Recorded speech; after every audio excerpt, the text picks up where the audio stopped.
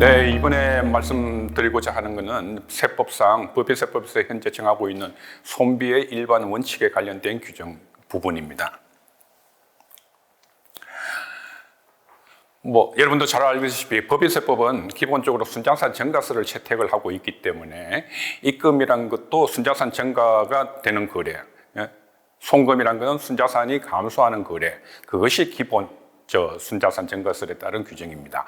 그런데 법인세법 19조 1항에서는 송금에 대해서는 법인의 순자산을 감소시키는 모든 거래라고 하면서 그 제2항에서 손비의 일반 원칙이다 해가지고 손비는 그 법인의 사업과 관련하여 발생하거나 지출된 손실 비용, 이걸 이제 요약해서는 사업 관련성이라고 우리가 합니다만은 그 외에 통상성으로 일반적으로 용인되는 통상적인 것, 하나는 수익 관련성에서 수익과 직접 관련되는 것, 이 세 가지를 충족하는 것을 지금 세법에서는 손비라고 정하고 있습니다. 그런데 아까 순자산 증가설에 따르면은 순자산을 증가시키는 것은 모든 거래는 입금이고 순자산을 감소시키는 모든 거래는 그 19조 1항에서 그렇게도 천명이 되어 있습니다만 모든 거래를 송금이라고 했습니다. 예를 들어서 회사가 불법 행위를 해서 어떠한 소득이나 수입을 얻으면은 그거는 순자산 증가설에 따라서 법인의 입금으로 기속이 됩니다. 그런데 거기에 대응해서 회사가 어떤 불법 행위를 해서 무슨 손해를 입거나 손실을 입거나 비용을 지출했다. 그거는 현행세법상 지금 법인의 송금으로 인정을 해주지는 않습니다. 그래서 불법 행위로 인한 수입은 법인의 입금으로 잡고 불법 행위로 인한 손실은 지금 법인의 송금으로 입증하는데 그 배경에는 이러한 손비의 일반 원칙이 작동을 합니다. 그래서 일반적으로 여러분들이 어떤 각종 시부인을 거쳐서 송금 불산입을 하는 그런 경비들 외에 법인에서 일어나는 모든 경비들 중에서 이 손비의 일반 원칙이 적용되면서 송금이 인정된다, 인정되지 않는다 하는 것에 대해서 한 번씩 상기를 시키실 필요는 있겠습니다.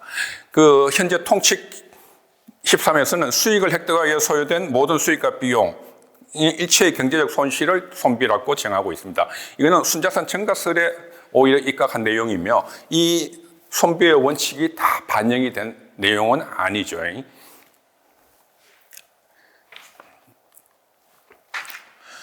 그래서 최근에 사례를 한 두 개만 살펴보긴 하면은요. 이 첫 번째가 자회사 투자 유치를 위해 가지고 투자자를 알선하면서 일정한 수익 보장을 모회사가 제공을 합니다. 그래서 그 약정에 따라서 모회사가 투자자 수익을 실제적으로 보전을 해줄 경우 그 투자자의 투자를 받는 것은 자회사고 그 투자에 따라서 직접적인 이익을 얻는 것은 자회사입니다만 거기에 따른 손실은 모회사가 지급하는 것이 그 모회사 송금하고 인정이 될 수 있겠느냐. 아까 말씀드린 손비의 일반 원칙이 이제 그때 적용을 들어가게 됩니다. 그래서 일반적으로 용인되는 통상적인 것에 해당하는 경우 모회사 송금으로 인정된다 하는 유권 해석 내용입니다. 일단은 유권 해석 자체가 심도가 그만큼 깊을 수는 없겠습니다만은 일단 그 손비의 일반 원칙을 감안을 해서 이 해석이 나왔다는 것을 감안을 해 주시면 될 것 같고요. 다음 사례입니다. 이제 심판원 사례입니다만은 계열사가 발행한 보유 주식을 제3자에게 야가하면서 투자법인, 매수인, 매각대상법인 주식 매매 대상에 해서 매각대상 법인의 임원에게 특별 상여금을 지급한다는 내용입니다.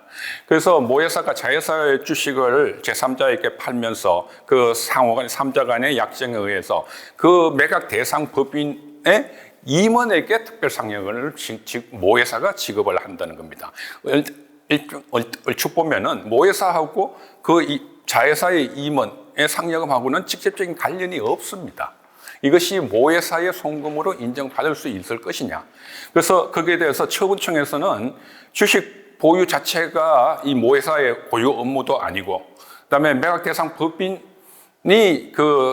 자기 소속 임원에게 상여금을 회사의 지분 구조가 바뀌는 것에 따라서 상여금을 지급하는 것은 그 자회사가 지급해야 되는 것이지 모회사가 지급하는 것이 아니다. 그리고 이러한 거래를 꼭 모회사가 지급해야 되는 것에 대한 불가피성을 확인할 수가 없다 해서 송금 부인한 것에 대해서 이 심판원에서는 그런 자회사 주식을 매각을 하면서 그룹 핵심 산업으로 직점을 시키면서 그다음에 통상성에서는 꼭 그것이 없는 경우는 아니다. 그런 다양한 경우가 있을 수 있으므로 그 통상성도 인정해 줄 수 있다. 그다음에 수익 관련성은 그 자회사 주식을 매각을 하면서 모회사는 주식 처분 이익을 생기는 거기 때문에 거기에 상응하는 비용으로도 볼 수 있다 하는 이런 취지로 그 심판원에서 인용을 한 사례입니다.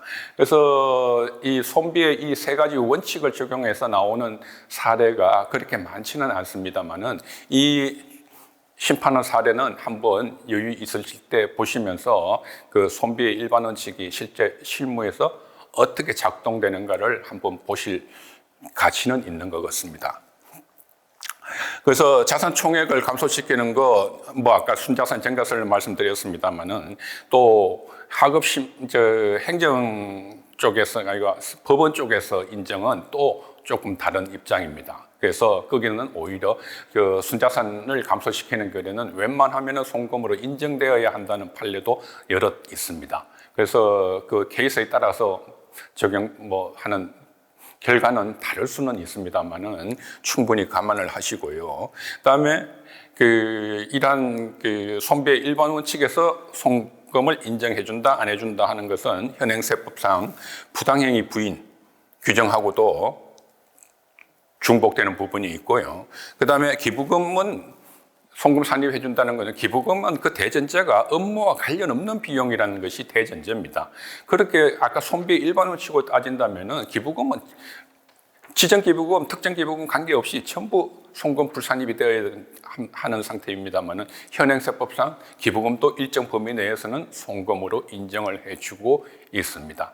그래서 손비의 일반 원칙을 실무에서 살펴보실 기회는 잘은 없겠습니다만은 아까 심판원 사례를 인용을 하셔서 한번 리마인드를 해보시는 것도 충분히 가치가 있는 걸로 보입니다.